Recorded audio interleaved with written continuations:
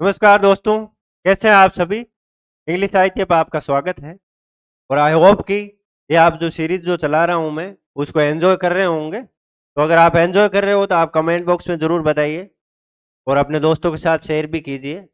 और इसमें अगर आपको कुछ डाउट है जो कंसेप्ट में बता रहा हूँ, ये चीज़ें बता रहा हूँ, तो वो आप मेरे को कभी भी आप कांटेक्ट कर सकते हो। आप टेलीग्राम चैनल पे मैसेज कर सकते हो, मेरे नंबर भी दिए हुए हैं, नंबर पे आप मैसेज कर सकते हो, मेरे को व्हाट्सएप कर सकते हो।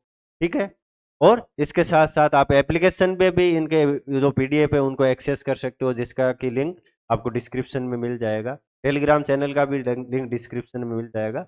और ये जो नंबर है, इस नंबर पे आप संपर्क कर सकते हो। ठीक है, 9057290953। ठीक है, तो ये नंबर आप नोट कर सकते हैं। तो अगर मान लो कल को टेलीग्राम चैनल और ये बंद हो जाए तो आप यहाँ पे एक्सेस कर सकते हो मेरे को, आप मैसेज कर सकते हो मेरे को। तो आपको कभी भी किसी भी चीज़ की जो हेल्प चाहिए तो मैं आपके लिए हमेशा हाजिर हूँ। तो दोस्तों चलते हैं, तो आज के क्वेश्चन से उनको करते हैं और कुछ चीज़ें जो सीखते हैं जो कि आपके एग्जाम पॉइंट ऑफ व्यू से बहुत इंपॉर्टेंट है। तो आपका पहला क्वेश्चन है arrange the following elegies in English in chronological order. तो मतलब बेसिकली नीचे जो दी गई है वो सारी एलिजीज है और इन एलिजीज को आपको क्रोनोलॉजिकल ऑर्डर में अरेंज करना है। आजकल क्रोनोलॉजी के क्वेश्चन जो अभी जो नेट हुआ था 21 अगस्त को, उसमें भी क्रोनोलॉजी के बहुत सारे क्वेश्चन आए थे। तो क्रोनोलॉजी को आप थोड़ा सा ध्यान से पढ़िएगा और पढ़ के आपको रटना नहीं है, आप बार बार पढ़ोगे और थोड़ा ध्यान रखने की कोशिश करोगे, बार बार रिवाइज करोगे तो अपना आप ऑटोमेटिकली आपको सारी जो क्रोनोलॉजीज है वो याद हो जाएगी। तो इसमें मैं थोड़ा सा आपको तरीका बताऊंगा कि how to eliminate options from this type of questions. तो पहले हम देखते हैं कि कौन कौन से ये एलिजीज दी हुई है इसमें। Elegy written in country churchyard, ठीक है, एडोनियास, टाइरेसियस एंड इन मेमोरियम। ठीक है, तो आपको पहले तो ये पता होना चाहिए कि ये एलिजी किसने लिखी थी। आपको एज नहीं याद है, इनका टाइम पीरियड नहीं याद है तो भी कोई बात नहीं है, लेकिन इतना तो आपको पता होना चाहिए किसने लिखी है। तो elegy written in a country church, तो ये किसने लिखी है? ये आपके लिखी है थॉमस ग्रे ने। ठीक है, अब एडोनियास, एडोनाइस किसने लिखी है? एडोनाइस लिखी है आपकी सेले ने, बीबी सेले। और टाइरेसियस, टाइरेसियस किसने लिखी है? पता है आपको किसने लिखी है टाइरेसियस? टाइरेसियस आपके अर्नोल्ड ने। और इन मेमोरियम, इन मेमोरियम लिखी है टेनिसन। किसने? टेनिसन। और ये किसने लिखी है? ये लिखी है आपकी मैथ्यू अर्नोल्ड ने। तो अब आप देखोगे थोड़ा सा कि इनको कैसे हम अरेंज करें। तो आपको पता होना चाहिए जो थॉमस ग्रे है वो कब का राइटर था? ये ट्रांजिशनल राइटर था, ये आपका राइटर था। और ये जो एलिजी लिखी गई है वो कब लिखी गई है आपकी? ये लिखी गई 1705। तो वे मतलब 18th सेंचुरी का राइटर है ये तो सबसे पहले तो यही होना चाहिए। तो इसमें elegy written in country churchyard, elegy written in country churchyard, elegy written in country churchyard और एडोनियास। इसमें पहला एडोनियास आ गया, तो एडोनाइस तो ये तो नहीं होगा आपका। अब तीन ऑप्शन आपके पास बच गए। फिर आप आगे देखते हैं, तो आगे देखते हैं एडोनाइस है वो सेले ने लिखी है, और जो आपकी टायरेसियस है वो अर्नोल्ड ने लिखी है, और इन मेमोरियम टेनिसन ने लिखी है। तो इन तीनों राइटर में पहले कौन सा राइटर था आपको अगर डेट याद भी नहीं है तो। और for your kind information I mention date, date है इसकी आपकी 1800, ये कब पब्लिश हुई थी? 1821 में पब्लिश हुई थी एडोनाइस, जो कि कीट की डेथ हुई थी, जॉन कीट्स की, उस पे इन्होंने लिखी है, उस पे ये लीजिए। ठीक है, तो अब दूसरे नंबर पे आपका एडोनाइस होना चाहिए। तो elegy written in country churchyard, Adonais पहला में है। Elegy written in country churchyard, Adonais दूसरे में भी है। Elegy written in country churchyard in Memoriam, तो आपका तीसरा ऑप्शन है वो भी हो गया रॉन्ग। अब आपका फर्स्ट और सेकंड में से होगा। तो ये तो आपने किस बेसिस पे कर लिया कि खाली आपको राइटर का पता था कि कौन से राइटर की कौन सी एलिजी है और कौन सा राइटर है आपका वो पहले था, कौन सा बाद में था। तो पहले आपने को पता है सोमस ग्रे सबसे ओल्ड राइटर है, पहले का है। फिर टीबी सेले है, परसिवाई से सेल है, और उसके बाद मैथ्यू अर्नोल्ड और टेनिसन है, वो तो साथ साथ ही थे। तो इसमें थोड़ा आपको कंफ्यूजन हो सकता है। ठीक है, तो आगे वालों का मैं थोड़ा बता देता हूँ आपको। तो इन मेमोरियम है, इन मेमोरियम हुआ आपकी 1850। ठीक है, 1850 में पब्लिश हुई थी, द ईयर इन विच आपका डेथ हुई, year in which William Wordsworth died. और आपको प्रिल्यूड भी पब्लिश हुआ था और इन मेमोरियम भी पब्लिश हुआ था, यह आप याद रखिएगा, ध्यान से याद रखिए। तो इन मेमोरियम 1850 में पब्लिश हुई है और जो आपकी टायरेसियस है वो वही आपकी 1865 में पब्लिश। तो अब इसमें कौन सा आंसर सही होगा? तो ये तो पहला भी गलत हो गया क्योंकि टायरेसियस पहला आ गया वही। तो आपका जो सेकंड जो ऑप्शन है वो आपका करेक्ट ऑप्शन है। कौन सा ऑप्शन? सेकंड ऑप्शन है वो आपका करेक्ट ऑप्शन है। ठीक है, इनका थोड़ा सा हम डिटेल में देख लेते हैं। तो पहला है आपका elegy written in country churchyard, इसकी है थॉमस ग्रे की, मैंने बताया था 1751 में पब्लिश हुई थी। ठीक है, और ये कब लिखी गई थी? Death of the poet Richard West in 1742। 1742 में रिचर्ड वेस्ट जो इसका फ्रेंड था थॉमस ग्रे का, उसकी डेथ हो जाती है और उस पर ये एलिजी लिखता है। ठीक है, originally title stanzas wrote in a country churchyard. तो इसका जो ओरिजिनल टाइटल है उसको भी याद रखिएगा, आपका कंट्री चर्चयार्ड तो है लास्ट में, stanza written wrote in country churchyard, और फेमस है ये नाम elegy written in a country churchyard. ठीक है, नाम में खाली एलिजी है लेकिन इसकी जो फॉर्म है वो एलिजी की नहीं है। ये क्या है? Style similar to that of contemporary odes. ये एक्चुअली क्या है? ओड है, ओड की तरह इसकी स्टाइल है। और इसमें जो पोइट है वो क्या कर रहा है? ये कर रहा है मेडिटेशन कर रहा है, किस पे? एक तो डेथ पे, और जो डेथ के बाद की, मौत के बाद की जो रिमेम्बरेंस होती है उस पे ये मेडिटेट कर रहा है। और तो फ्रेंड है, फ्रेंड का नाम क्या है?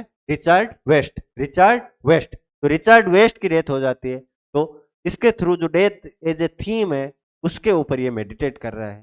ठीक है, और रिमेम्बरेंस ऑफ आफ्टर डेथ है उस पे ये मेडिटेट कर रहा है। और किस फॉर्म में? ये ओड की फॉर्म में है। नाम में क्या है? एलिजी है। कब लिखी गई थी? 1751 में। किसने लिखी थी? थॉमस ग्रे ने। तो ये सारी चीजें आप याद रखिएगा इसके बारे में। अब अपना है एडोनाइज, और इसका फुल टाइटल क्या है? An elegy on the death of John Keats. John Keats का मैंने बताया था, ऑथर ऑफ एंडीमियन, हाइपरियन। तो ये जो बड़े वर्क है इसके जॉन कीट्स के, इनके नाम भी इसमें दे रखे हैं। पब्लिश कब हुई थी आपकी? 1821 में। ठीक है, ये मैंने पहले आपको बताया था, शैली की भी शैली की है। ये क्या है? पास्टोरल एलिजी है in the English tradition of Milton's Lycidas. Milton की जो लिसिडस है वो भी क्या है? आपकी पास्टोरल एलिजी है। पास्टोरल एलिजी में क्या होता है? एक जैसे मान लो शेपर्ड होगा, कंट्री साइड के बारे में बात होगी, ठीक है, उनके बारे में जो डिस्कशन होगा, फार्म के बारे में डिस्कशन होगा। ठीक है, तो ये सारी चीजें इसमें आपको देखने को मिलेगी। ठीक है, और जो पास्टोरल जो एलिजी है उसकी ओरिजिन कहाँ से हुई थी? ओरिजिन इसकी हुई थी आपकी वर्जिल। वर्जिल जो आपका एक लैटिन राइटर था, रोम के टाइम, रोम का राइटर था। ठीक है, जिसने इक्लोक्स लिखे हैं। ठीक है, या तो इक्लोक्स है वो क्या है? एक तरह से पास्टोरल एलिजी, पास्टोरल एलिजी का टाइप है। ठीक है, तो वहां से इनकी ओरिजिन हुई है। और ये मिल्टन का जो लिसिडास का ट्रेडिशन है उसी ट्रेडिशन में लिखी गई है एडोनाइज, और जिसका सबटाइटल है an elegy on the death of John Keats, author of Endymion, Hyperion. इसकी पब्लिश कब हुई थी? 1821 में। ठीक है, अब ये कितने लाइन की है? ये 495 लाइन की है, और इस किसमें लिखी गई है? Spencerian stanza. ठीक है, स्पेंसेरियन स्टेंजा में लिखी गई है, ये याद रखना, यहां से क्वेश्चन आपका आया हुआ है। ठीक है दोस्तों, अब आगे चलते हैं। टाइटल है, टाइटल जो एक्किलिस है, एक्किलिस है। एक्किलिस कौन है? एक्किलिस आपका जो इलियड है, जो होमर का जो एपिक है इलियड, इलियड में एक ग्रेट वॉरियर होता है एक्किलिस, तो उसके नाम से एक रोमन पोइट है सेसियस, जिसने 1st सेंचुरी एडी में उसके नाम से पोइम लिखी थी, और उस पे ये मॉडल है कौन सी? एडोनाइज। और किसके ट्रेडिशन में? मिल्टन के, डिसिडस के, उसके ट्रेडिशन में लिखी गई है। कौन सी एलिजी है? पास्टोरल एलिजी है। कितने किस में लिखी गई है? स्पेंसेरियन स्टेंजा में लिखी गई है। तो ये कुछ चीजें हैं जो आपको याद रखनी है कि स्पेंसेरियन स्टेंजा में लिखी गई है, मिल्टन के लिसिडास पे मतलब वो उसके ट्रेडिशन में है। ठीक है, और पास्टोरल एलिजी है। ये सारी चीजें रखना याद। फिर है refer to the untimely death of Greek Adonais. तो एडोनाइज था कौन? ये एडोनाइज था गॉड ऑफ फर्टिलिटी। ग्रीक में एक गॉड ऑफ फर्टिलिटी है कौन? एडोनाइज। एडोनाइज पे इसने लिखी है, उसकी ये डेथ हो जाती है अनटाइमली, मतलब यंग ही वो मर जाता है, तो उस पे ये लिखता है rupture of the lung induced by rage the quarterly review and other journal. यहाँ क्या मतलब है इसका आप नोट्स में देखोगे तो आपको समझ में नहीं आएगा। यहाँ बेसिकली मैं कहना चाह रहा हूँ कि शैली है, शैली ने जब ये एलिजी लिखी थी तब शैली को ऐसे विश्वास था या फिर ऐसे बिलीव था, जो कि पूरी तरीके से सच नहीं था, कि जो जॉन कीट्स है उसकी डेथ हुई है वो लंग रप्चर की वजह से हुई है, और उसका जो लंग रप्चर है वो क्यों क्यों हुआ है, क्योंकि क्वार्टरली रिव्यू में और जो दूसरे जो जर्नल्स है जिसने कीट्स को बहुत पूरी तरीके से क्रिटिसाइज किया था, उसकी जो पोएम्स है उनको बहुत पूरी तरीके से क्रिटिसाइज की थी, और उसकी तरह से जॉन कीट्स है वो थोड़ा सा मतलब सैड हो गया था, थोड़ा सा मतलब डिमोटिवेटेड हो गया था, थोड़ा सा डिप्रेस हो गया था, और चेले का ये बिलीव है कि उसी की वजह से लंग रप्चर होके जॉन कीट्स की डेथ हो गई। और वो चीज है वो इसमें इसने मेंशन भी की है, जो ये एडोनाइस एलिजी है, किट्स की अनटाइमली डेथ थी, बहुत यंग एज में ये डेथ हो गई थी। एक ग्रेट राइटर था किट, ठीक है। और किट के भी आप यार वर्क याद रखिए, एंडीमियन एंड हाइपरियन, ये दोनों जो वर्क है वो किसके हैं, आपके जॉन किट के, ठीक है। तो इतना आप याद रखिएगा। अब आगे हम चलते हैं, आगे चलते हैं इन मेमोरियम। तो इस पूरा नाम क्या है इसका, इन मेमोरियम AHH, कब पब्लिश हुई थी, 1850 में। किसने, लॉर्ड टेनिसन ने करवाई थी, ठीक है, ये मैंने बताया था।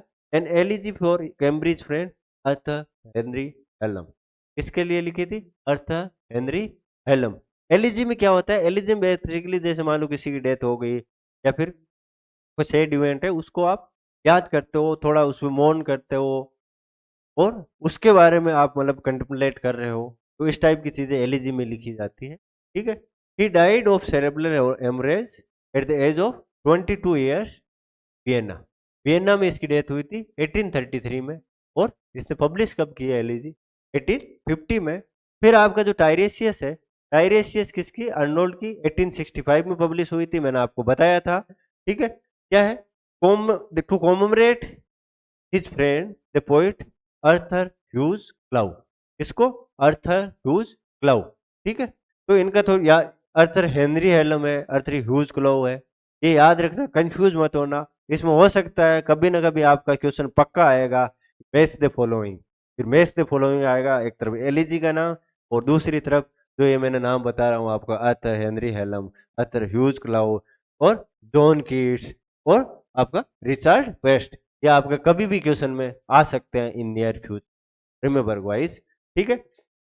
फिर ये इसकी एज कब हुई थी डेथ, इसका कोई उतना ज्यादा इंपॉर्टेंट नहीं। The character Tiresias was shepherd in Virgil 7 eclogue. अभी मैंने एक्लोग का मेंशन किया था आपको कि वर्जिल का एक्लोग है, वहां से जो पास्टरल एलिजी है ओरिजिन हुई है, ठीक है, ठीक है। तो आपको ये याद रखना है कि वर्जिल का एक्लोग है उसका, वो पास्टरल जो एलिजी है वहीं से डेवलप हुई है।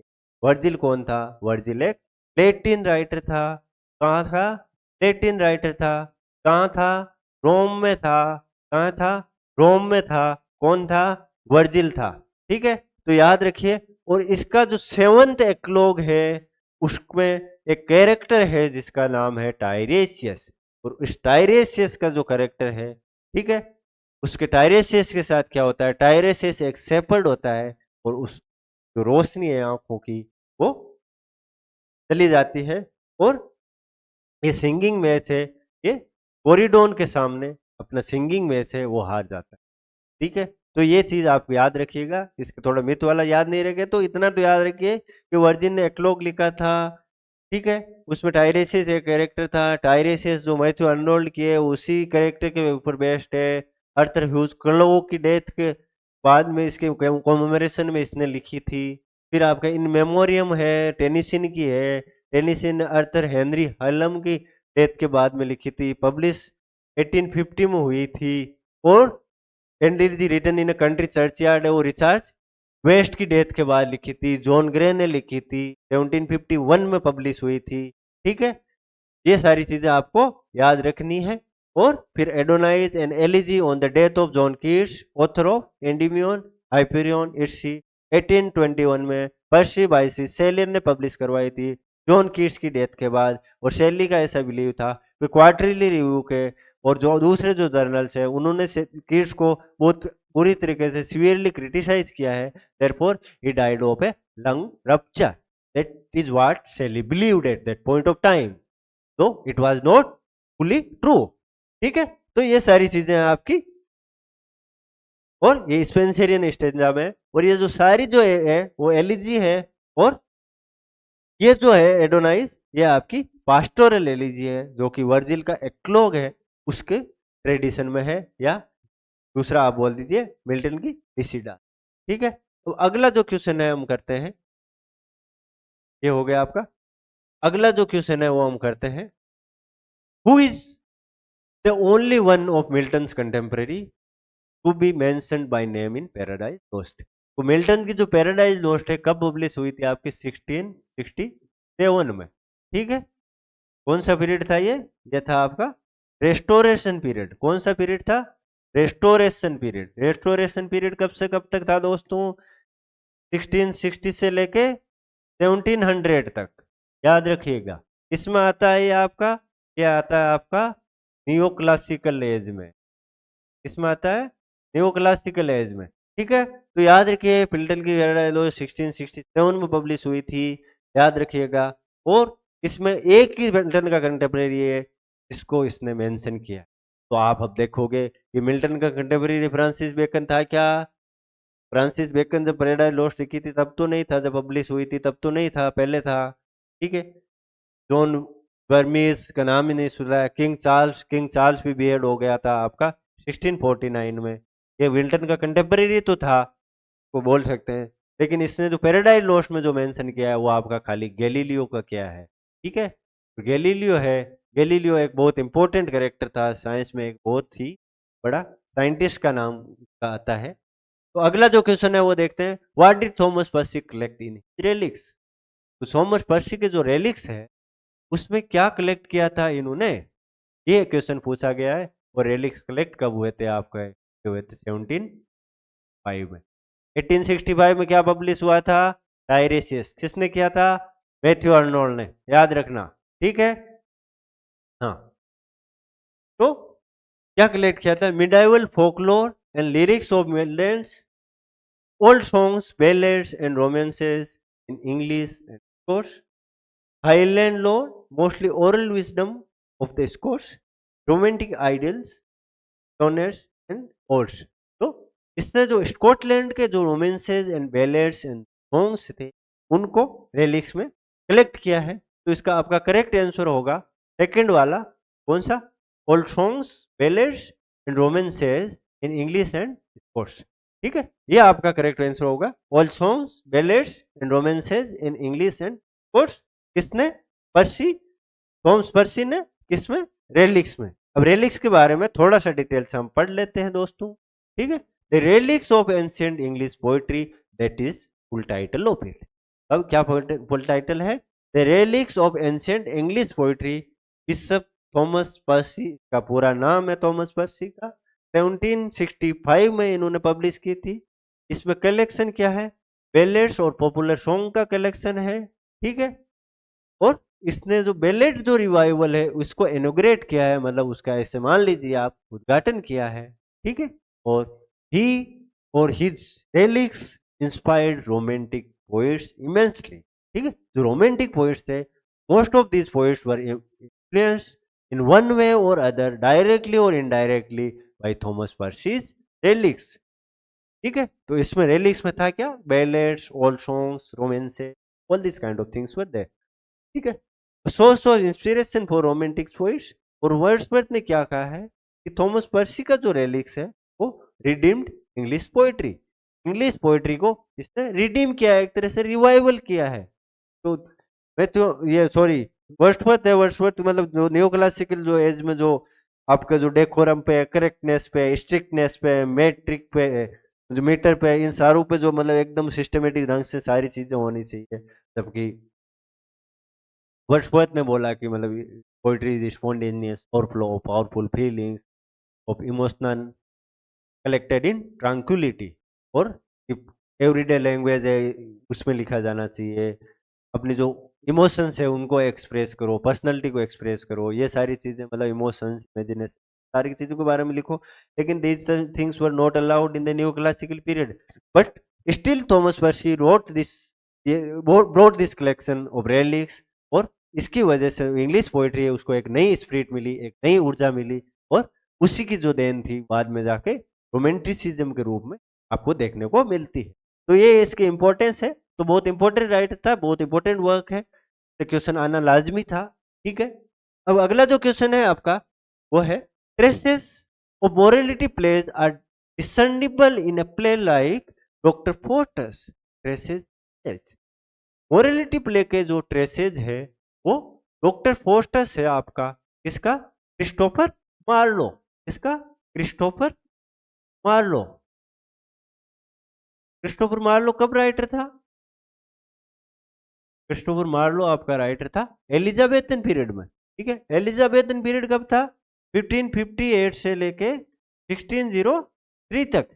ठीक है, तो इस टाइम ये जो राइटर है वो था आपका, इसने डॉक्टर फोस्टर्स लिखा है, और ये बोल रहा है इसमें ट्रेसेज मिलते हैं मोरलिटी प्लेज के।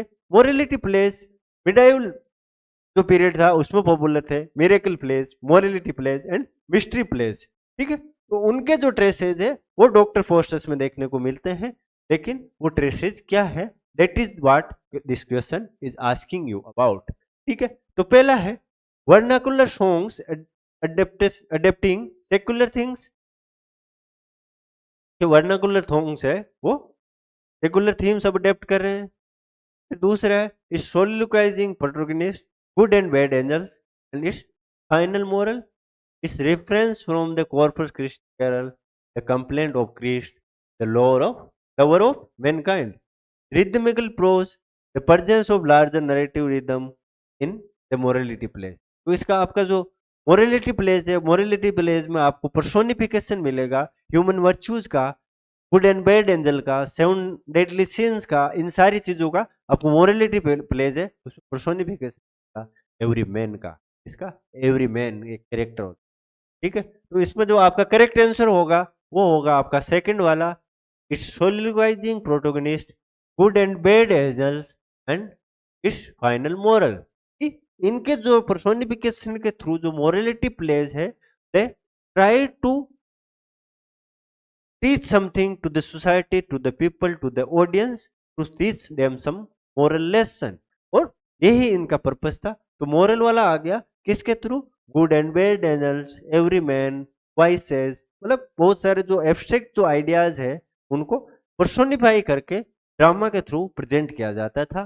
ठीक है, तो ये था आपको मोरलिटी प्लेज। थोड़ा सा और डिटेल में देख लेते हैं मोरलिटी प्लेज के लिए। An allegorical drama in 15th and 16th century. 15th और 16th सेंचुरी है आपकी, उसमें ये एलिग्रिकल ड्रामा होता था। एलिग्री कैसे? जैसे मान लो कोई कैरेक्टर है, जैसे लव हो गया, स्लोथ हो गया, या वो आपका ग्रीड हो गया, वो रोल प्ले कर रहा है उसमें, तो वो एलिग्राइज कर रहा है कि ह्यूमन के जो आपने जो कैरेक्टरिस्टिक्स है उनको ये एलिग्राइज कर रहा है। उनकी मतलब एक्चुअली वो ग्रीड का कैरेक्टर आ रहा है, लेकिन वो इंडिकेट किसका कर रहा है? अपने जो ह्यूमन के जो कैरेक्टरिस्टिक्स है उनको ये इंडिकेट कर रहा है, उन पे कमेंट कर रहा है। Characteristics, characters personify moral qualities, जैसे कि चैरिटी हो गई या वाइस हो गई, और एब्स्ट्रैक्शंस जैसे कि डेथ और यूथ हो गया, इनको ये पर्सोनिफाई करते हैं। मोरल लेसन्स आर टॉट, और इसमें मोरल लेसन पढ़ाया जाता है। पर्सोनिफाई करना, पर्सोनिफिकेशन क्या होता है दोस्तों? पर्सोनिफिकेशन होता है कि किसी एब्स्ट्रैक्ट चीज को, इनह्यूमन चीज को या नॉन ह्यूमन चीज को जब आप ह्यूमन क्वालिटीज अट्रीब्यूट कर देते हो, ह्यूमन क्वालिटीज दे देते हो, दैट इज कॉल्ड पर्सोनिफिकेशन। पेड़ रो रहा है, या फिर पत्थर हंस रहा है, या फिर चांद के आंसू आ गए, these are human qualities, human attributes, but you apply these attributes to non-human things called personification। और इसमें personification किसका होता है? Charity, vice, death, youth, everyman, good angel, bad angel, this, ये जो सारी चीजें, these are non-human things, abstract ideas or something else, and they personify it to give some moral message to the audience। ठीक है, फिर personification किसका होता है? इसमें 7 डेडली सिंस का होता है, जो कि आपको डॉक्टर फोस्टर से 7 डेडली सिंस और गुड एंड बैड एंजल्स, ये सारे कैरेक्टर आपको डॉक्टर फोस्टस में देखने को मिलेंगे, इसलिए इसका करेक्ट आंसर था वो यही था। The 4 daughters of God, God की जो 4 डॉटर है उनका पर्सोनिफिकेशन होता है mercy, justice, temperance and truth. फिर एग्जाम्पल जो इसका है कासल ऑफ परजर्वेंस है, ये सबसे ओल्डेस्ट एग्जाम्पल है इसका मोरलिटी प्ले का जो अभी तक सर्वाइव करता है। और दूसरा जो पॉपुलर एग्जाम्पल है वो है आपका एवरी मैन। ठीक है, ये क्या है, एक मोरलिटी प्ले का नाम है, ये भी एक मोरलिटी प्ले का नाम है। और डॉक्टर फोस्टस है वो German stories soul of Renaissance Everyman. और जो डॉक्टर फोस्टस है वो जो क्रिस्टोफर मार्लो का है वो किसकी बात कर रहा है, इस तरह से किसके लिए एलिग्री है, soul of Renaissance Everyman. Renaissance time में people were thirsty about knowledge, they wanted to know everything कि human being can do anything, that was the belief in the Renaissance period। और जो doctor forts है वो इसको uphold करता है, इसका एक मतलब एक से मतलब एपिटमी या कुछ बोल दीजिए एक मतलब एग्जाम्पल है ये। कौन, डॉक्टर फोस्टस का जो कैरेक्टर है, he tried to know everything and he spoiled his soul, he sold his soul। So it is an allegory, a commentary on Renaissance every man through character of Dr. Faustus, the character of Seven Deadly Sins, Good and Bad Angels। These characters appears in play Dr. Faustus। और मान लो ठीक है, the Good and Bad Angel, the old man भी आता है इसमें, और good councils भी आते हैं, सेवन डेडली सिंस भी आते हैं। ये कुछ कैरेक्टर है आपके डॉक्टर फोस्टस में। तो डॉक्टर फोस्टस आपने अगर नहीं पढ़ा है तो डॉक्टर फोस्टस जरूर पढ़िएगा। और आप अगर मेरे से आप पढ़ना चाहते हो तो आप कमेंट में बता सकते हो। अगर आप में से 20 लोगों का आपको कमेंट आता है तो I will give a live lesson on Doctor Faustus. तो अगले वाला क्वेश्चन हम पढ़ते हैं। In using Ionesco there the absurdity is not much in the banal words that are uttered। Eugene Ionesco है, उसके जो चेयर्स है, चेयर क्या है इसका का एक प्ले है, क्या है, प्ले है, वन एक्ट प्ले है। ये कैसा प्ले है, वन एक्ट, एक ही एक्ट होता है इसमें। ठीक है, तो इस कैसा प्ले है, अब्सर्ड प्ले है, is not much in banal words. जो वर्ड्स जो अटर कर रहे हैं, जो वर्ड्स जो बोल रहे हैं जो कैरेक्टर्स, उसमें अब्सर्डिटी नहीं है, बट किसमें है, that are uttered in the large scale use of frightening stage props and lightning। इसमें स्टेज पे जो प्रोप्स होते हैं, मतलब स्टेज पे जो डेकोरेशन की गई है उसमें है, या जो लाइटनिंग इम्पैक्ट है उसमें है, इसमें है क्या, या फिर in the absurdist interpretation of them by character after characters. और या फिर जो प्रोप्स या लाइटनिंग है उसके कैरेक्टर्स जो है वो इंटरप्रेट उसको ऑब्जर्व वे में कर रहे हैं, ऐसा होता है क्या। ठीक है, थर्ड है in the fact that they are spoken to an ever growing number of empty chairs. उसमें जो चेयर्स होती है, जो प्ले चेयर्स जिसका नाम है, उसमें जो एम्प्टी चेयर्स है वो एवर ग्रोइंग है, मतलब ग्रो होती जाती है, होती जाती है। उसमें अब्सर्डिटी, उसके through the writer is trying to show the theme of absurdity. और in the fact that they are spoken time and again by number of audience, audience भी उसमें बोलते हैं। तो if you know about the chairs then you can easily answer this question। the correct answer will be।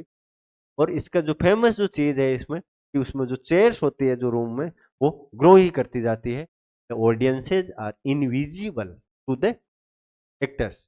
अब कौन कौन से actor है इसमें थोड़ा सा डिटेल में हम देख लेते हैं। तो इसमें 3 कैरेक्टर होते हैं।